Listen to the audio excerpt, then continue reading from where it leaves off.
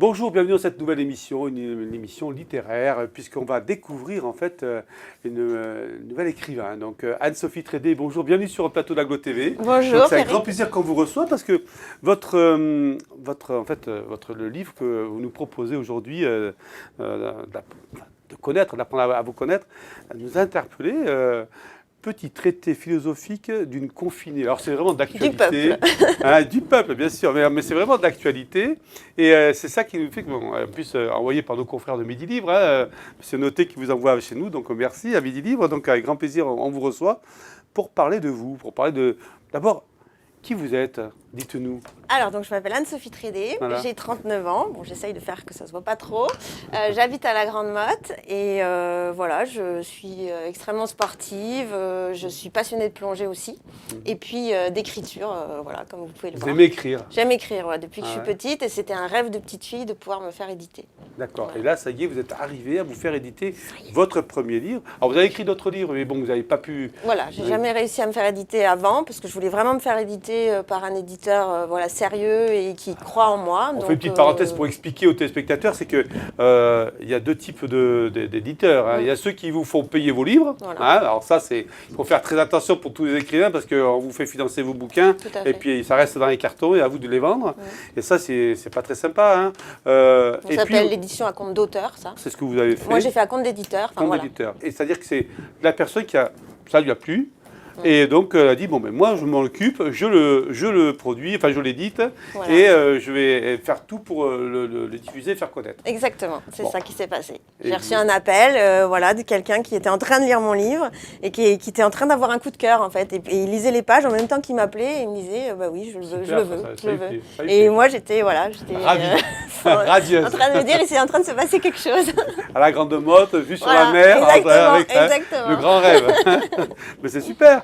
Donc, Voilà. allez, on va rentrer un petit peu dans ce livre, parce que le petit traité philosophique d'une confinée du peuple, quand vous avez pensé à faire ce livre, le titre, vous l'aviez déjà ou c'est venu après?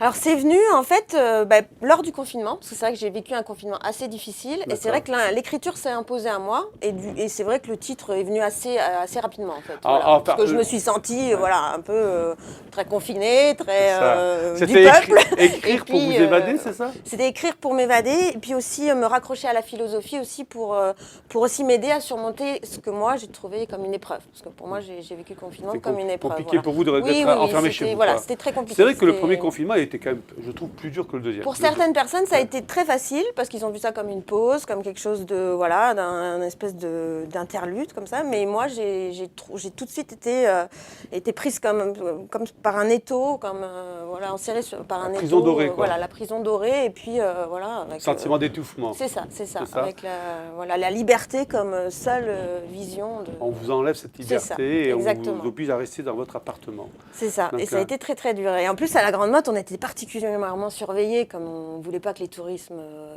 rentrent. Oui, c'est ça. Et donc, on avait les hélicoptères avec les mégaphones, on avait plein de... Donc, on se sentait vraiment en plus étouffé. Encore plus anxiogène. Voilà. Ouais, ouais. Dans une Donc, situation, donc là, du coup, Très vous dur, dites, très dur. je prends ma plume, je Voilà. prends et je vais me venger sur mon papier. Exactement. C'est ça? C'est exactement Vous voyez, ça. comme quoi. C'est Donc, exactement ça. vous êtes parti de quelle base? Simplement, vous racontez. Alors, qu'est-ce qu'on y trouve dans ce livre? Expliquez-nous comment vous avez construit en fait ce livre, cette histoire. Enfin, c'est pas une histoire, c'est un roman, c'est quoi? Alors, c'est un journal de bord, en fait, donc un journal de bord du confinement. Et chaque jour, je prends une citation philosophique d'auteurs qui correspondent à mon mode de pensée. Donc, souvent, c'est de la philosophie matérialiste, hein, plutôt parce que moi, c'est vrai que la religion, c'est pas forcément un thème qui m'intéresse trop. Et donc, chaque jour, je prends une citation philosophique. Et puis après, je brode sur l'actualité, sur ma vie personnelle, sur mes ressentis du moment. Et puis voilà, je laisse guider voilà, les écrits, quoi. Et puis finalement, ça donne des journées où je parle que de moi, des journées où je parle de l'actualité, des journées où je fais des petits poèmes.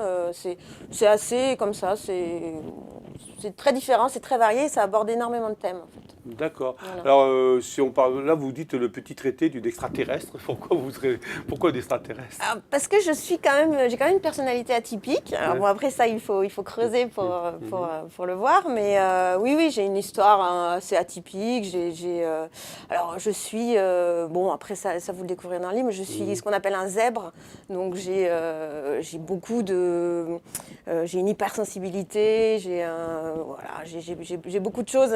Je vois la vie un petit peu différemment des autres, dans le sens où voilà, j'ai des perceptions un peu différentes, j'ai des schémas dans ma tête qui se créent très très vite. Enfin, j'ai un cerveau qui n'arrête jamais de fonctionner. En plein bouillonnement. Voilà, donc ça ne s'arrête jamais. Donc voilà, donc j'ai une perception de la vie qui est un petit peu différente. Et puis j'ai une vie aussi atypique parce que je suis célibataire, j'ai pas d'enfants, je suis très libre, je voyage beaucoup. Enfin, j'ai choisi une vie qui n'est pas forcément celle que tout le monde choisit. Qu'est-ce que vous faites comme activité, comme métier? Alors, je suis... maintenant, j'écris, j'espère bien continuer. Et puis, je suis community manager aussi. J'organise aussi des tournois de tennis. Parce que je joue beaucoup au tennis. Faites d'événementiel. Je fais plein de choses, en fait. J'ai beaucoup travaillé à l'étranger aussi. D'accord. Je travaille en Allemagne. Vous êtes capable de la communication, quoi. Oui. Bon, après, community manager, organiser des événements, etc. Tout, communiquer, écrire un livre, pourquoi pas, après tout. Ça c'était vraiment ce que je voulais faire à la base. C'est ça. Vous plongez. Alors, quel plaisir vous avez trouvé à écrire ce livre? Est-ce que c'était plutôt un défoulement pour vous, de dire, bon, je vais raconter ma vie, je vais dire, etc. Ou plutôt, vous avez cherché à faire passer des messages? Alors, j'ai cherché à faire passer des messages, c'est sûr.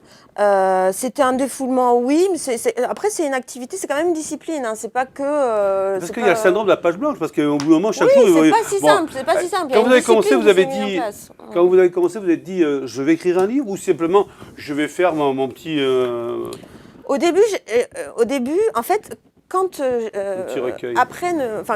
Comme j'ai eu du mal, j'ai pas réussi à me faire publier avant, j'avais plus ou moins arrêté d'écrire. Il y avait une espèce de lassitude. Ouais, vous y croyez plus. Et là, en fait, ça s'est imposé à moi. Donc j'ai écrit, et puis j'ai vu que effectivement, ça arrivait. Les vannes s'étaient rouvertes. Donc je me suis dit, vas-y, fonce, essaye. Oui. Parce que finalement, c'était quelque chose que je voulais au fond de moi. Donc je me suis dit, je vais essayer.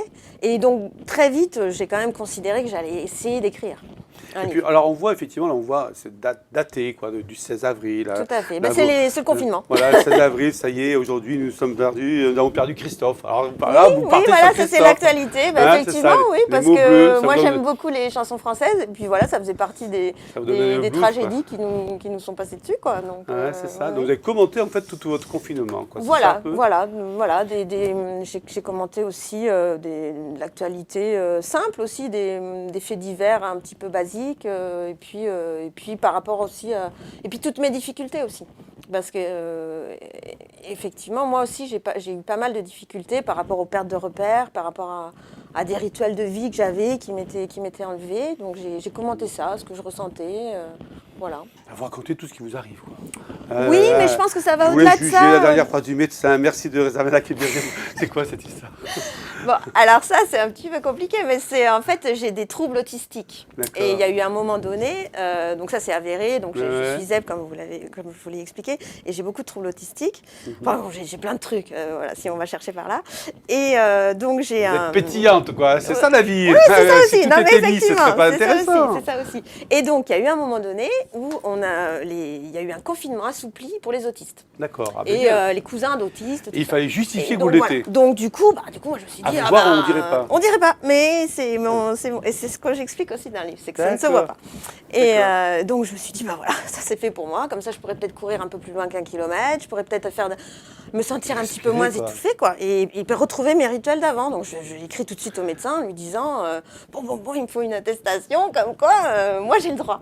Et il m'a fait un truc en disant, effectivement, quand on voit ce qu'il me dit, il dit, si je rencontre des policiers, attention, parce que celle-ci, elle comprend pas trop les consignes, quoi. Donc je me suis dit, mais qu'est-ce que c'est que ce truc? Du style, bon, faites attention, elle est pas bien. Bon, c'est ça, passez votre chemin. Sinon... je me suis dit, mais qu'est-ce qu'ils vont penser D'accord. Oui, bon, non, mais après tout, c'était marrant, oui, vous l'expliquez, quoi. Alors là, vous expliquez effectivement au fur et à mesure tout votre confinement. Donc, alors quand vous dites traité philosophique, qu'est-ce qu'il y a de philosophique dans le fait de raconter effectivement ses journées? Alors il y a toutes les citations de départ déjà, et en plus à chaque fois je raconte un petit peu le philosophe qui les a écrits, et puis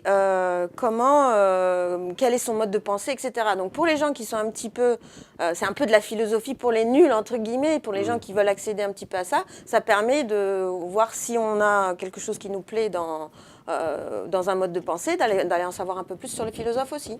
Voilà. Ça, C'est en ça que c'était un peu de la philosophie. Après, j'ai pas l'impression d'être... D'accord, non mais on voit, vous prenez un texte et puis vous allez commencer à commenter ce texte, liberté, j'écris ton nom, etc. et tout ça. Puis, oui, voilà, là j'ai changé, ça c'était voilà, c'était un texte. L'avril, etc. Et tout. Donc, et là, on se laisse promener comme ça en fonction de... Alors chaque jour, son humeur, c'est ça un peu? Oui, alors au début c'est très sombre, puisque j'ai très mal vécu le confinement. Oui, parce donc que au là, début c'est la catastrophe. Il faut vous venger, quoi. C'est ça, au début c'est la catastrophe. Et après, comme j'ai trouvé quand même des choses positives dans ce confinement, et bien en fait après ça s'arrange, ça c'est beaucoup plus léger, puis il y a même il y a des choses qui sont plutôt drôles après même. D'accord. Donc voilà, ça se... Puis je m'ouvre un petit peu sur le monde, parce qu'au début je suis un petit peu... je suis un peu centrée sur moi, puis après je m'ouvre un petit peu sur justement Alors en lisant ce livre, qu'est-ce qu'on doit s'attendre à découvrir en fait? Bon, à part de mieux connaître Anne-Sophie Trédé, bien sûr, mais qu'est-ce que ça peut vous apporter dans un prochain confinement, de peut-être mieux le vivre, vous donner des conseils ou vous donner simplement une manière de penser? Moi, je pense que ce qui est très important, c'est que, et on en parle d'ailleurs actuellement, on a en ce moment, un petit peu, ça vient beaucoup dans l'actualité, c'est qu'en fait, j'explique le confinement vu par le prisme d'une personne qui est fragile, qui est vulnérable, qui est isolée. D'accord. Et je pense que c'est vraiment intéressant d'avoir ce point de vue-là, de quelqu'un qui a mal vécu parce que justement, elle avait des difficultés en fait. Elle était finalement un peu... voilà, je sais que vous vous occupez de gens en difficulté, c'est pas forcément les mêmes, c'était pas forcément financière, mais c'était des difficultés de vie, de fonctionnement, au quotidien. Et c'est vrai que c'était... Et au début, on n'en a pas du tout parlé. C'est-à-dire qu'on a parlé que de la maladie. La maladie. Et il y avait plein de dommages collatéraux dont je faisais partie, dont j'ai fait partie, et dont plein de gens font partie.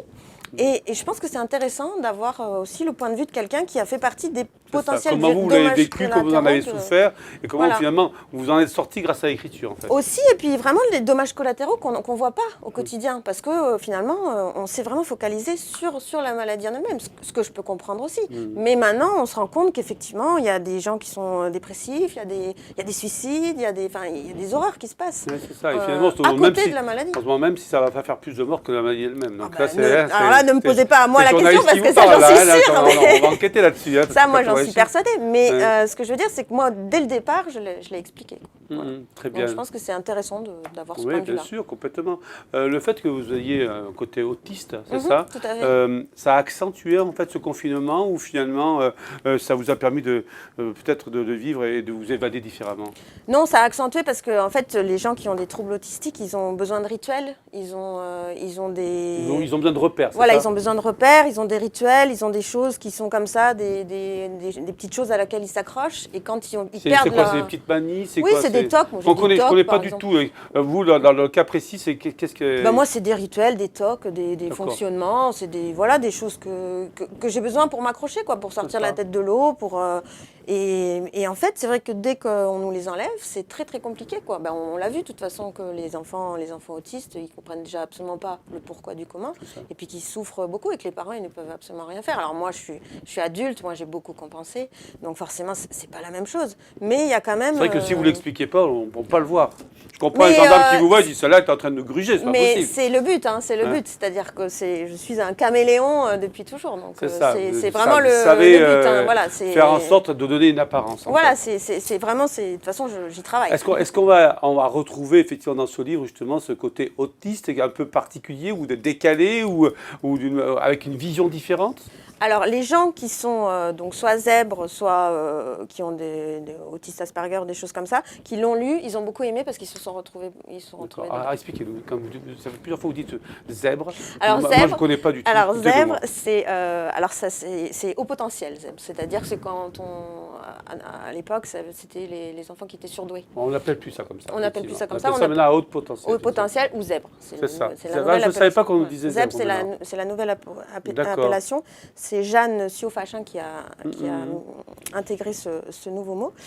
Et donc, moi, je parle de ça parce que c'est vrai qu'à l'époque, moi, quand je suis née, j'étais dans une famille où bon, ben, c'était pas forcément simple. Oui. Et en fait, j'ai eu le sentiment d'avoir été complètement délaissée, en fait. Donc, en fait, pas compris, complètement. Et puis, même les institutions ne m'ont pas du tout aidée. Ah ben et en non, fait, ce qui aurait pu être... Il y avait très être... peu d'écoles qui traitaient ça, Tout à fait. même encore actuellement. C'est pas, il a pas Oui, tant que et puis ça. comme je vous dis, moi j'étais un vrai caméléon. Donc ce qui pouvait être une force, en fait, est devenu truffé d'handicap. En fait. Complètement, parce que les hauts potentiels, autant vous pouvez être très, très fort dans certains domaines, mais très très faible dans d'autres. Et donc ça veut dire que c'est très compliqué. Hein. Oui, alors c'est surtout qu'on a une hypersensibilité aussi, on a des perceptions différentes, on a un cerveau qui fonctionne tout le temps. Donc du coup, des fois, on a 10 000 mots qui arrivent, on ne trouve pas le bon. Ouais, donc voilà, hyperactivité, tout à fait. Donc en fait, c'est une adaptation constante à avoir. Et puis, et donc moi, je fais partie des personnes qui n'ont pas été aidées au départ. Donc en fait, le haut potentiel, c'est complètement développé chez moi. Et du coup, il n'y a plus que ça en fait. C'est la perception de tout. Je vois des schémas partout, je vois des scénarios partout. J'ai une bulle intérieure extrême. Mais du coup, ça ne sert à rien dans la vie. Ça ne sert à rien, ça ne sert pas à grand chose. Là, pour le coup, ça sert. Ça sert, ça sert. On arrive à écrire des choses. C'est pas désagréable, mais ça a beaucoup d'handicaps que personne ne voit. Et c'est pas évident. Alors que je pense que vous vous sentez enfermé dans cette personnalité que vous avez avec cette maladie finalement, vous arrivez à trouver des échappatoires comme ça? Non, mais j'y arrive. Hein. Je fais plein de choses. J'ai quand même une vie très remplie. Mais j'ai une espèce de poids comme ça. C'est un fardeau d'être comme ça. Et en fait, ce que je regrette, c'est que je pense que si j'avais été plus aidée et soutenue, j'aurais pu en faire quelque chose d'hyper positif. Quoi. Alors que là, finalement, c'est beaucoup de souffrance. Quoi. Même si ça reste quelque chose de positif, parce que c'est quand même sympa de penser tout le temps, de voir plein de choses.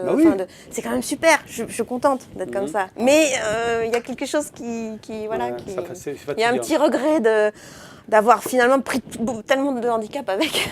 Ah ouais, d'accord. Oui. Mais je suis contente quand même. Il faut arriver à le transformer positivement, parce que quelque part, quand on est hyperactif... Mais là, j'ai réussi à faire quelque chose. Voilà, donc maintenant, ça y est, vocation donc dans l'écriture, transmettre en fait effectivement toutes ces émotions, hein, je pense, j'imagine. C'est ça. Vous êtes à l'âme aussi? Oui, voilà, c'est ça. Et vous vous êtes appuyé, effectivement, vous le dites, par des petits traités, enfin des petites phrases philosophiques à laquelle vous avez essayé de commenter, c'est ça? Oui, c'est ça. Donner votre point de vue. Puis c'est vrai que c'était des... Je ne l'ai pas lu, hein, vous savez qu'ici, le thème de l'émission, on ne lit pas les livres avant de vous recevoir.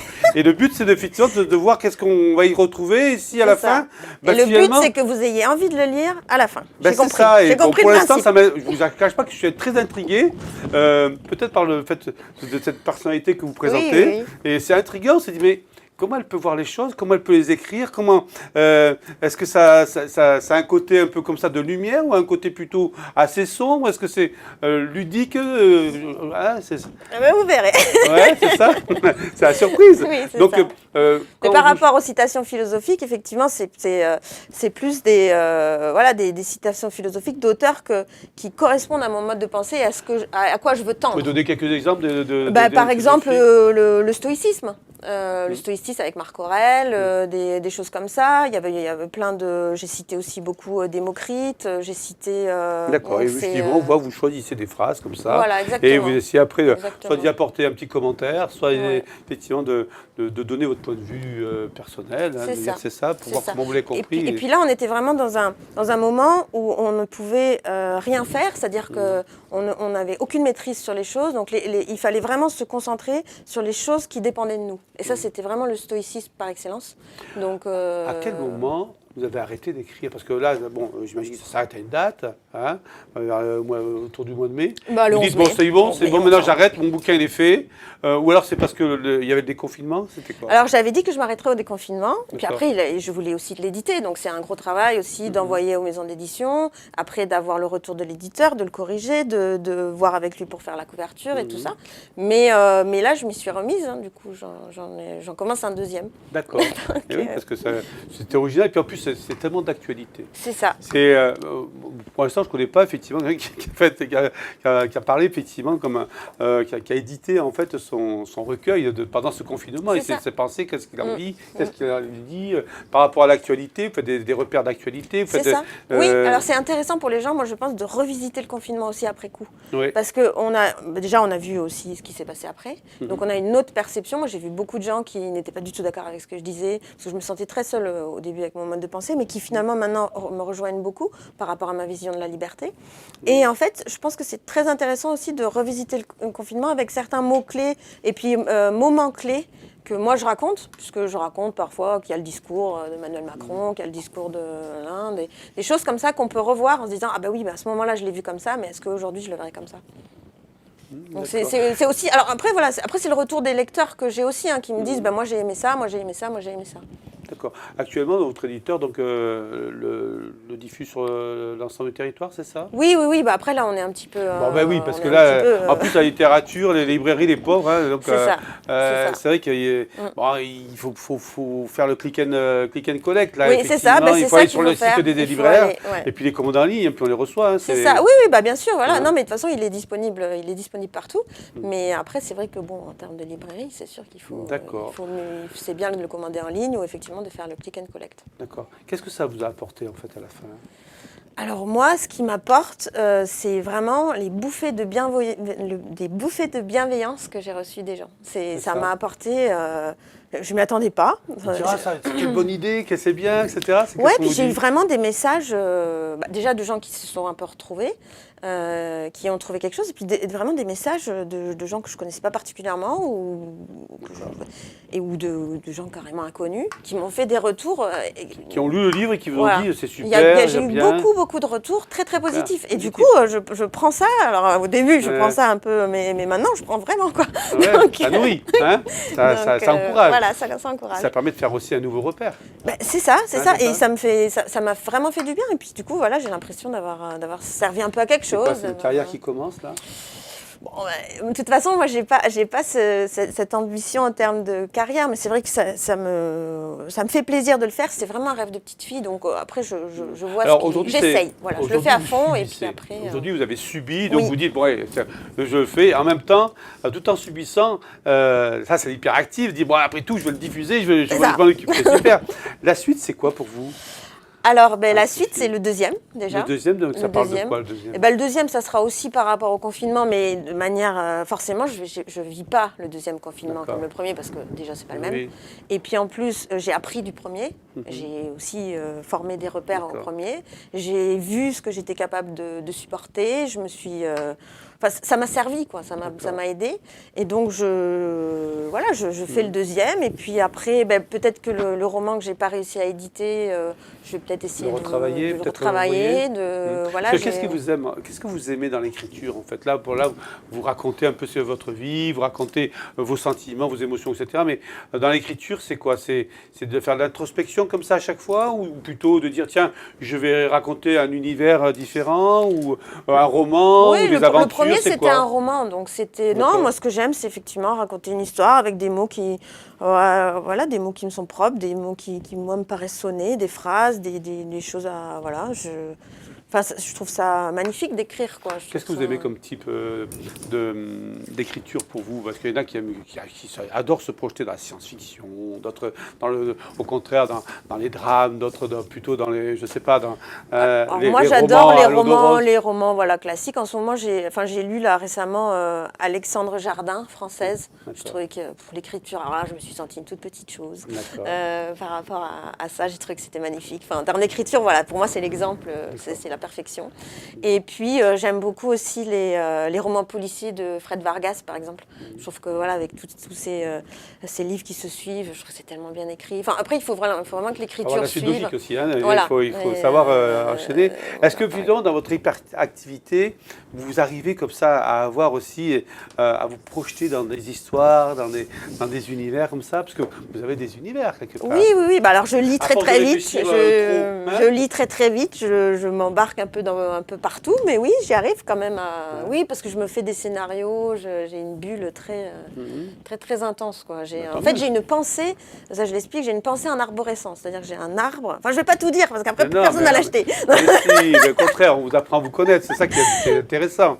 Donc en fait, j'ai un espèce d'arbre qui se crée avec des branches, et en fait, les branches, ce sont des scénarios qui se créent partout, donc c'est comme ça que je pense, en fait. Et j'ai découvert que... à chaque fois vous avez des bulles ou c'est... Non, c'est des branches qui sont liées à l'arbre. Alors, je pensais que tout le monde pensait comme ça, mais en fait, j'ai l'impression que non. Enfin, en vrai, on m'a expliqué que non, c'était commun aux gens qui étaient zèbres. D'accord. Donc là, en fait, vous avez réussi à matérialiser effectivement votre mode de pensée. C'est ça, oui. Donc, ouais, c'est intéressant. Ouais, comment Anne-Sophie Trédel pense-t-elle en tant que citoyenne confinée du peuple? C'est ça, voilà. Bon, après, oui, c'est très... Au travers de petites phrases philosophiques et qui vont servir un peu de fil conducteur. C'est ça, exactement.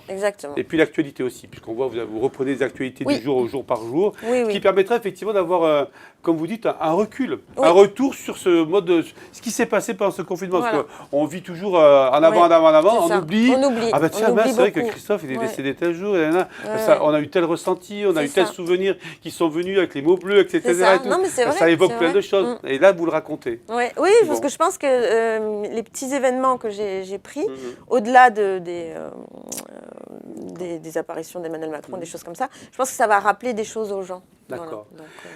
Anne-Sophie Trédel, donc comment on fait pour vous contacter? Si par exemple, moi je suis un admirateur de votre livre, j'ai envie de vous envoyer un témoignage, je fais comment? Vous avez une adresse mail publique pour tout le monde? Oui, je peux donner mon adresse mail. Et puis, donc c'est Trédel-Anne-Sophie, tout attaché, @hotmail.fr. Et puis j'ai mon Facebook. J'ai un Facebook auteur, j'ai Instagram, voilà, j'ai quand même pas mal. On peut me trouver normalement. Alors comment la suite, c'est quoi? Vous communiquez avec vos lecteurs ou plutôt vous les laissez d'abord découvrir? Comment vous fonctionnez? Oui, moi je communique avec tout le monde. Vous êtes community manager, donc quelque part vous avez pensé peut-être à une forme de communication avec... je fais des publications tous les jours sur Facebook et sur Instagram. Je fais des petites choses, voilà. Et puis après, je les laisse venir vers moi et puis je discute, on discute, voilà. Bon, après, c'est encore tout récent. Il n'y a pas encore... voilà, il manque... C'est un livre qui manque encore un peu de visibilité. Donc oui, c'est normal. J'espère en avoir un peu plus, d'ailleurs. On essaie d'y participer. Donc en tout cas, nous, on va prendre le temps de le lire. On va prendre le temps de lire parce qu'il y a des côtés un peu intrigants. Ah oui, j'ai réussi à vous intriguer. Votre manière de penser, cet arbre avec ses bulles, on va voir, peut-être que c'est une bouffée d'univers qui sont fantastiques. Puis c'est vrai que les personnes qui sont comme ça un peu hyperactives, un peu Z comme vous dites, c'est vrai qu'on n'a pas forcément, on a envie de savoir comment elles pensent. Elles sont différentes, mais pas tant que ça finalement. Bah oui, on est des humains. Oui, c'est ça, c'est que moi je suis pas tellement différente, mais par contre ça se voit quand même assez rapidement en fait. Quand on me connaît, on me le dit souvent en fait quand même, sans que j'ai besoin. Ce qui est d'ailleurs, c'est pour ça que je l'assume assez facilement maintenant, c'est que en fait, au début j'en parlais pas trop, mais maintenant je me dis bon bah de toute façon. On est comme on est. Voilà, on est comme on est. De toute façon ça se voit, ça finit par se voir, donc c'est pas grave. Et puis ça se voit, mais c'est agréable à regarder. Oui, non, mais pas de problème. Et puis certainement agréable à lire. La preuve, un éditeur a trouvé. Voilà. Non, puis j'ai des bons retours, c'est ça aussi. C'est que voilà, bon, l'éditeur, c'était très très important pour moi, comme je vous ai expliqué, parce que je voulais vraiment être édité à compte d'éditeur. C'était très très important pour moi. J'aurais jamais fait de compromis là-dessus, parce que j'avais besoin aussi de prendre confiance en moi. De prendre confiance en moi. Et puis ce retour des lecteurs qui est quand même super positif. C'est vrai que ça me donne un élan. Ça vous inspire, la Grande Motte? Ouais, j'adore la Grande Motte. Je l'adore encore plus depuis qu'on m'a privé de la mer, depuis qu'on m'a privé de la plage. Stéphane aussi, là, il fait un effort, notre ami Stéphane, donc avait fait des carrés de plage pour que les gens puissent mais ça c'est venu à la fin, ça. Au début, il nous a emmené la plage, la pinède. Il fallait réagir à ces Parisiens qui voulaient nous interdire d'aller à la plage. Enfin, oui, non, mais c'est vrai que c'était sympa cette idée, mais alors, avant, il nous a quand même tout enlevé. Il devait mais oui, non, mais de toute façon, c'est pas lui le fautif, mais après... Il y a cet air marin qu'on respire à la Grande Motte, ces grandes... Eh bien, en fait, alors moi, depuis cette histoire, je me baigne, en fait, là, je me suis baignée, par exemple, avant-hier. Ah bon, carrément, en plein hiver. Voilà. Donc, je souffre énormément, mais je me dis, mais voilà, on m'a pris ma mère, maintenant, je ne veux plus jamais qu'on me la prenne. C'est une manière aussi de redécouvrir l'essentiel. C'est ça, puis c'est une espèce de résistance, comme ça, qui ne sert pas à grand-chose, je le conçois. Mais c'est ma manière à moi de réagir, de croquer tout ce qu'on n'a pas pu faire à ce moment-là. C'est ça. Et donc, il y a des gens qui m'arrêtent quand je me baigne, des gens qui viennent me voir. Mais qu'est-ce que vous faites? Et du coup, après, j'ai fini par leur parler de mon livre. Des clients de plus. Allez voir notre livre. Je suis quelqu'un de spécial. Je suis à la grande Je motte suis en train quelqu'un de de me spécial baigner. et je l'écris et je le montre et je le prouve. Écoutez, on va C'est le dire ça. avec beaucoup d'intérêt en tout cas. Merci d'être venu sur notre plateau Merci à vous de pour m'avoir cette accueilli. présentation. Et puis on vous souhaite une bonne suite parce que pour le deuxième, et puis surprenez-nous dans votre univers. Je vais essayer, mais en tout cas, le fait que vous m'ayez invité, ça m'aide aussi Avec ça grand plaisir. m'encourage. Mais c'était un moment très agréable en tout cas de Merci faire prendre beaucoup. conscience. À bientôt, et puis on vous le conseille parce que apparemment c'est un auteur du Pays de l'Or à découvrir. Merci. À très bientôt. Au revoir.